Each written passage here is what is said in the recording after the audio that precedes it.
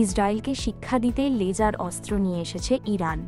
গেল ৪ অক্টোবর শুক্রবার দেশটির কয়েকটি স্থানে সন্ধান মিলে লেজার ডিরেক্টিভ এনার্জি ওয়েপন সিস্টেমের, যা নিমিষেই অকার্যকর করতে পারে, এমনকি ধ্বংস করে দিতে পারে লাখ লাখ ডলারের ড্রোনকে। অক্টোবরের প্রথম দিনে সিরিয়া ও ইরাক পেরিয়ে ইরানে হামলা চালায় ইসরায়েল। এর ৩ দিন পর জনসম্মুখে ভাষণ দেন দেশটির ধর্মীয় নেতা আয়াতুল্লাহ আলী খামেনি।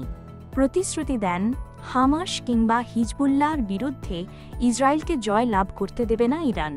খামেনির সভাস্থল ও নামাজ পড়ার জায়গার নিরাপত্তায় দেখা যায় বেশ কয়েকটি প্রতিরক্ষা ডিভাইস। এর মধ্যে একটি ডিভাইসকে চীনের তৈরি লেজার কাউন্টার ড্রোন সিস্টেম হিসেবে চিহ্নিত করেছেন বিশেষজ্ঞরা।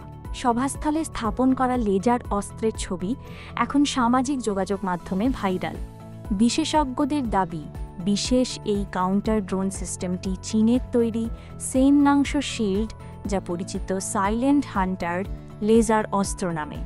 ২০২২ সালের জুহাই এয়ার শোতে এই অস্ত্রটি প্রথম প্রদর্শন করে শি জিনপিং সরকারের অধীনস্থ প্রতিরক্ষা বিভাগ।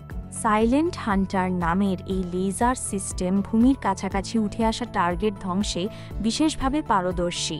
এটি লো অল্টিটিউড লেজার ডিফেন্স সিস্টেম বা এলএলডিএস শ্রেণীর। সার্চ, ট্র্যাক ও ডেস্ট্রয় প্রযুক্তিতে তৈরি করা হয়েছে সাইলেন্ট হান্টারকে।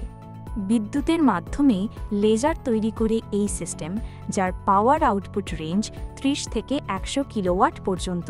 সাইলেন্ট হান্টারের বিশেষ বৈশিষ্ট্য হল এটি সর্বোচ্চ ৪ কিলোমিটার দূরের টার্গেট ধ্বংস করতে সক্ষম। ২৮ মিটার দূরত্বে ১০ মিলিমিটার মোটা স্টিলও ভেদ করতে পারে এই লেজার অস্ত্র। শক্তিশালী এই প্রযুক্তির সামনে শত্রুর সাঁজোয়া যেন মামুলি টার্গেট। ২০২১ সালে চীনের সঙ্গে ২৫ বছর মেয়াদী কৌশলগত সমঝোতা চুক্তি স্বাক্ষর করে ইরান। মূলত তেহরানের সামরিক ও প্রযুক্তিগত সক্ষমতা বাড়াতেই নেওয়া হয় এই উদ্যোগ। চুক্তির আওতায় খামেনি সরকারের প্রতিরক্ষা ব্যবস্থায় প্রযুক্তি সরবরাহ করছে শি জিনপিং প্রশাসন।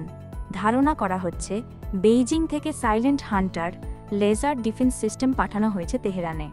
Unmanned aerial vehicle, UAV, rocket ও মর্টারের মতো লো অল্টিটিউড হামলা মোকাবেলায় বিশ্বের বিভিন্ন দেশের সামরিক বাহিনী ঝুঁকছে লেজার অস্ত্রের দিকে।